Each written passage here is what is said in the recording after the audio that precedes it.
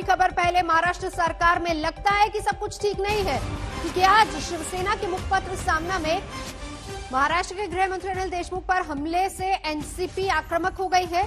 महाराष्ट्र के deputy CM Ajit Pawar ने कह दिया है कि एनसीपी कोटे से किसे मंत्री बनाना है, इसका फैसला शरद पवार करते हैं, किसी और को इस पर बोलने का हक नहीं है। सामना के लेख में उन्होंने कहा कि इस तरह का बयान गठबंधन की सेहत के लिए अच्छा नहीं है।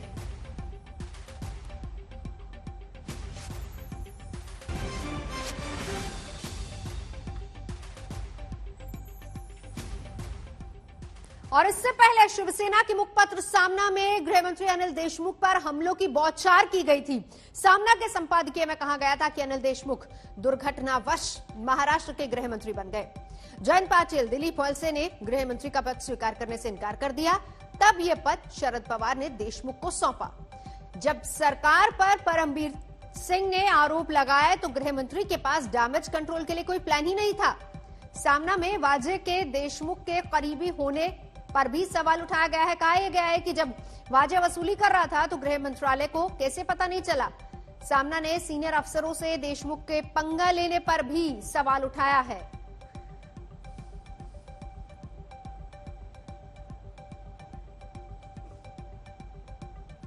तो सामना किले के बाद महाराष्ट्र के गृह मंत्री अनिल देशमुख ने भी अपनी तरफ से सफाई दी है। उन्होंने कहा कि कैबिनेट की बैठक में उन्होंने सीएम से जांच कराने के लिए कहा।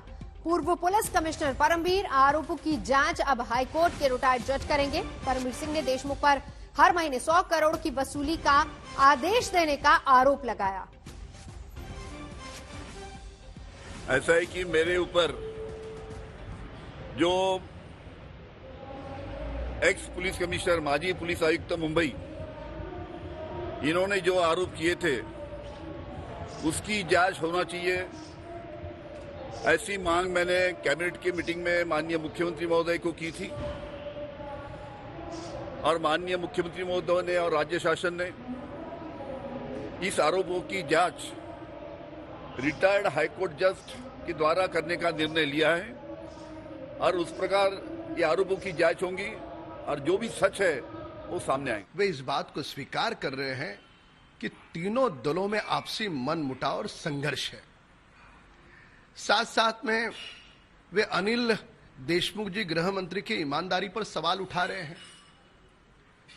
शिवसेना का एक और वाजे मामले को लेकर के अनिल देशमुख जी की ईमानदारी पर सवाल उठाना, और दूसरी ओर उन्हीं के मुख्यमंत्री है, उनका अधिकार है उनका इस्तीफा लेना, पर वो इस्तीफा नहीं ले रहे हैं। ये तो गिरगिट की तरह दोनों तरफ से रंग बदल रहे हैं। सामना के अग्रलेख में जिस तरह से रोक ठोक में अखबार ने लिखा है, अखबार को अपनी संपादकीय में लिखने का पूरा अधिकार है। लेकिन ये कहना कि अनिल देशमुख एक्सीडेंटल गृह मंत्री हैं, हमें लगता है इसे हम नहीं स्वीकारते। अनिल देशमुख जी 5 बार विधायक रहे, लगभग 18 साल लगभग उन्होंने राज्य मंत्री और मंत्री के पद पर जिम्मेदारी से काम करने का काम किया। 18 साल मंत्री रहा हुआ व्यक्ति ये एक्सीडेंटल मंत्री है, ये कहना उचित नहीं। सचिन वाजे गेट में शिवसेना सामना की नौटंकी देखो। कहते सचिन वाजे ये वसूली गृह मंत्री, पुलिस कमिश्नर, अनेक मंत्रियों के लिए करता था। सरकार बदनाम हो चुकी है। मैं सामना और संजय राउत को सवाल करना चाहता हूं, उन्हें याद है ना सचिन वाजे की गैर कानूनी पुनर्नियुक्ति मुख्यमंत्री उद्धव ठाकरे जी ने करवाई थी। सीधा चलेंगे, मेरे सहयोगी इस वक्त मुंबई से हमारे साथ जुड़ चुके हैं। बड़ा सवाल यहां पर यह है पंकज, गठबंधन की सेहत को खतरा लग रहा है या नहीं इस तरह के बयानों से, क्योंकि अजीत पवार ने इशारा किया है।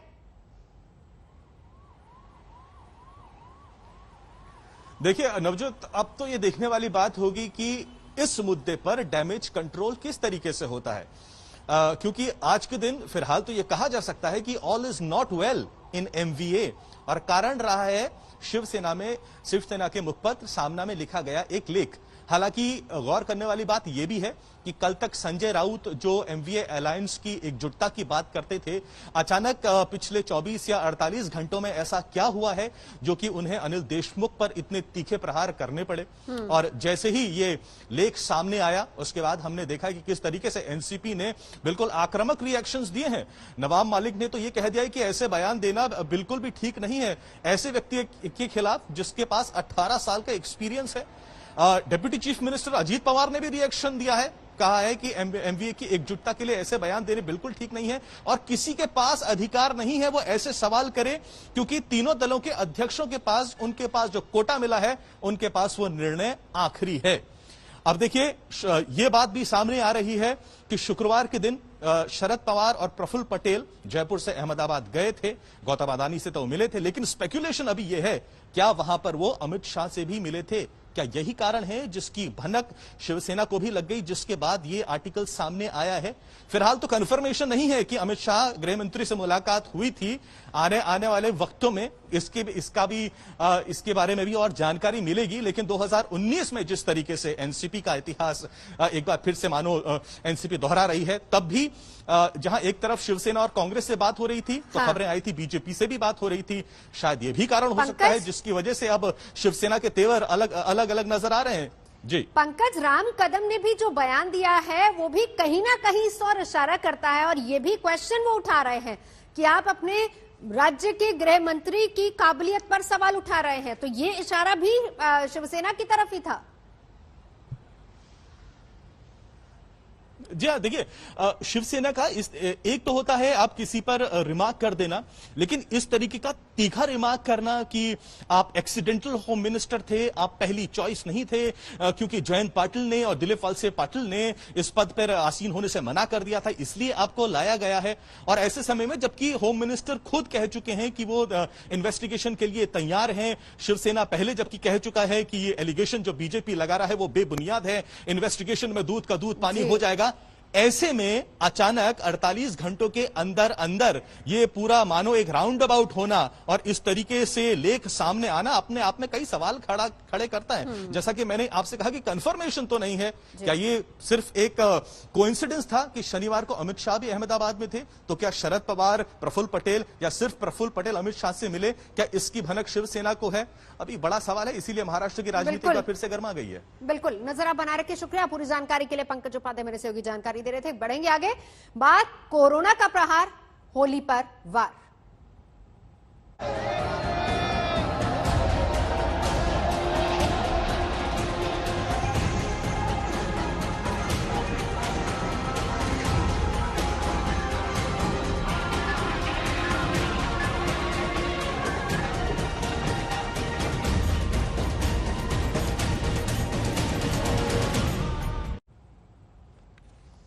तो कोरोना फिर से बुलेट रफ्तार से बढ़ रहा है। 24 घंटे की अगर बात करें तो फिर से देश में 62,000 से ज्यादा नए मामले सामने आए हैं। महाराष्ट्र, मध्य प्रदेश, गुजरात, दिल्ली, तमिलनाडु, ये तमाम ऐसे राज्य हैं जहां पर हाल सबसे ज्यादा बेहाल है। कोरोना काल में एक बार फिर से होली का धमाल भी है, लेकिन ऐसा होगा नहीं क्योंकि ज्यादातर राज्यों ने सार्वजनिक रूप से होली मनाने पर रोक लगा दी है। डर है कि अगर होली में भीड़ जुटी तो कोरोना और ज्यादा खतरनाक हो सकता है।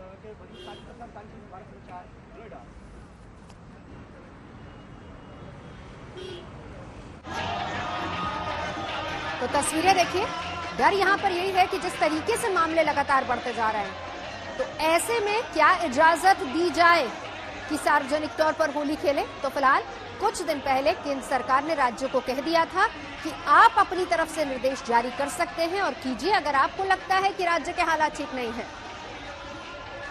तो कोरोना का डर भी है और होली का रंग भी है। महामारी के बढ़ते मामलों को देखते हुए सरकार ने होली में सावधानी बरतने की अपील कर दी है, लेकिन लोग कितने अलर्ट हैं जरा ये रिपोर्ट भी देख लीजिए।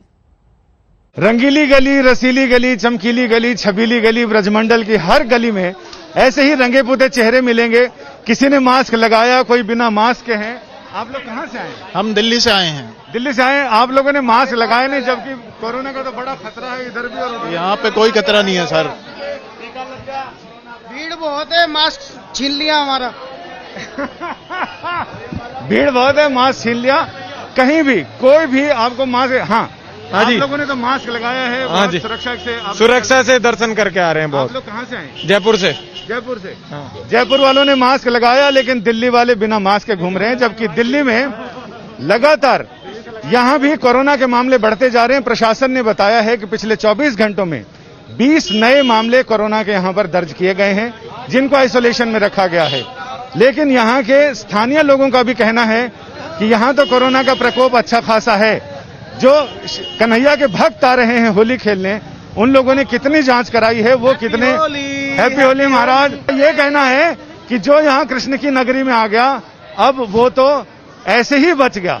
लेकिन प्रशासन का कहना है कि नए मामले आ ही रहे हैं, और ये कहते हैं कि सूरदास अब वो ही बचेंगे जो प्रभु की शरण पड़े। अब तो प्रभु की शरण वाले ही बचेंगे। हम सदर बाजार में हैं और यहाँ पर मेयर जयप्रकाश पहुंचे हुए हैं लोगों को जागरूक करने के लिए कि वो सावधान हो जाएं कोरोना से। सुनिए क्या कुछ वो कह रहे हैं लोगों से। सावधान सावधान सावधान, कोरोना अपना पांव पसार रहा है।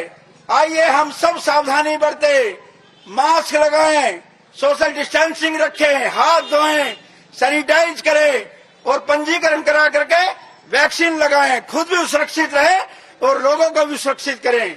आओ मिलकर के कोविड की लड़ाई को अच्छे से लड़ें। सावधान सावधान। यहाँ पे सावधान कर रहे हैं मेयर, और हम बातचीत उनसे कर लेते हैं, लेकिन आपको तस्वीर भी दिखाते हैं कि किस तरह से यहाँ पर छुट्टी का दिन है। होली के ठीक एक दिन पहले लोगों की भीड़ उमड़ पड़ी है बाजारों में, और ऐसे में जरूरी ये है कि लोग कम से कम मास्क जरूर लगवाएं, और ऐसे लोग जो वैक्सीन लगवा सकते हैं वो सेंटर्स तक पहुंच। में बढ़ते कोरोना के मामलों की वजह से सरकार ने जो होली की गाइडलाइन दी है, उसने लोगों के रंग को फीका कर दिया है। इस वक्त हम मौजूद हैं अहमदाबाद के दिल्ली दरवाजा सीजनल मार्केट में, और यहाँ पे आप देख सकते हैं आम दिनों में होली के दिन यहाँ पे बहुत भीड़ होती है, यहाँ पे पैर रखने की जगह नहीं होती है। लेकिन अब बाजार जो है वो तो खुले हुए हैं, लेकिन खरीदार नहीं आते हैं यहाँ पे। दरअसल सरकार ने ये गाइडलाइन दिया है कि होली का दहन आज होगा तो रात्रि कर्फ्यू 9 बजे लगता है, तो 9 बजे से पहले ही होली का दहन करना है। साथ ही अगर पब्लिक प्लेस पर होली खेलते हुए लोग मिलते हैं तो उनके खिलाफ पैंडेमिक एक्ट के तहत मामला दर्ज किया जाएगा। सिर्फ और सिर्फ पानी से ही होली खेलनी है या अपने घरों के अंदर होली खेलनी है। ज्यादा लोगों को इकट्ठा नहीं होना है, कोई पब्लिक आयोजन नहीं होगा। इसी पर बातचीत करने के लिए हमारे साथ मौजूद है ये दुकानदार, उन्हीं से बात करते हैं। ये बताइए, इस बार क्या बिजनेस हो रहा है? सरकार ने जो कोरोना की गाइडलाइन। बिजनेस नहीं हुआ इस बार कोई भी। हमें आधा माल वापस दे दिया। जो सरकार ने कोरोना में पहले माल लाए थे, उसके बाद ये प्रतिबंध ला दिया, तो उसके हिसाब से हमने माल भी वापस दे दिया। और इस बार बिल्कुल ग्राहकी नहीं हुई हमारी। सब मूड़ी भाव सबको देना पड़ता है, तो कोई कस्टमर भी नहीं आ रहे इसलिए हमारे लिए कोरोना वजह से। सरकार बिल्कुल कोरोना की वजह से यहाँ पे कस्टमर नहीं आ रहे। चलिए अब रुक कर लेते हैं पंजाब का, जहां पर बीजेपी विधायक की पिटाई के बाद अब सियासत गरमाई हुई है। तो 2 तस्वीरें देखिए, एक वो तस्वीर अबोहर की कल की तस्वीर जब बीजेपी विधायक प्रेस कॉन्फ्रेंस कर रहे थे, किसानों ने उनको घेर लिया, काले पोती कपड़े फाड़ दिए। और आज बीजेपी विधायक पहुंचे गवर्नर हाउस और चंडीगढ़ में उन्होंने कपड़े उतारकर प्रदर्शन भी किया और गवर्नर से इसी मामले को लेकर शिकायत की। आरोप लगातार लग रहे हैं कांग्रेस पर, हालांकि कैप्टन अमरिंदर सिंह ने भी इसकी निंदा की है।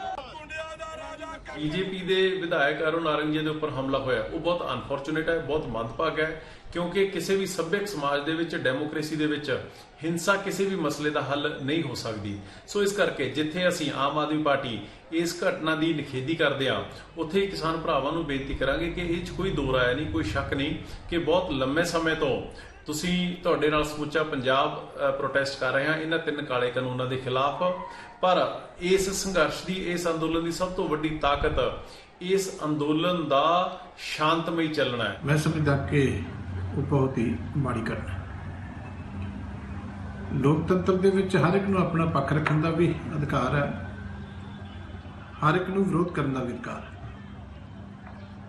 ਪਰ ਪੱਖ ਰੱਖਦਿਆਂ ਵੀ ਸਾਰਿਆਂ ਨੂੰ ਚਾਹੀਦਾ ਹੈ ਕਿ ਇਹੋ ਜਿਹੀ ਕੋਈ ਗੱਲ ਨਾ ਕਰੇ ਕਿ ਕਿਸੇ ਦਾ ਦਿਲ ਦੁਖੇ। ਔਰ ਵਿਰੋਧ ਕਰਨ ਦੀ ਵੀ ਹਮੇਸ਼ਾ ਇੱਕ ਸੀਮਾ ਹੁੰਦੀ ਹੈ। ਸੱਭਿਅਕ ਸਮਾਜ ਦੇ ਵਿੱਚ ਹਿੰਸਾ ਵਾਸਤੇ ਕੋਈ ਥਾਂ ਨਹੀਂ।